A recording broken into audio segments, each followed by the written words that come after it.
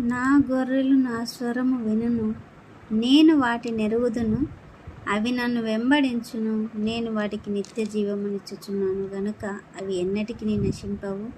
ఎన్నడూను ఎవడును వాటిని నా చేతిలో నుండి అపహరింపడు. వాటిని నాకిచ్చిన నా తండ్రి అందరికంటే గొప్పవాడు కనుక నా తండ్రి చేతిలో నుండి ఎవడును వాటిని అపహరింపలేడు. దేవుని వాక్యం ఏమని చెప్తుందంటే, మనం ఆయన స్వరం వినే వారిగా ఉన్నాము, మనం ఆయన స్వరం వినే గొర్రెలుగా ఉన్నాము. గొర్రెలు ఎలాగూ తన కాపరి మాటలు విని నడుచుకుంటాయో అలాగే మనం ఆయన స్వరం విని నడుచుకోవాలి, ఆయన్ని వెంబడించాలి. అలా నడిచిన వారికి ఎవడు ఏ హాని చేయలేడు. మనకి నిత్య జీవం కూడా ఆయన ఇస్తానని ఈ వాక్యం ద్వారా తెలియజేస్తున్నాడు. మనకు భద్రత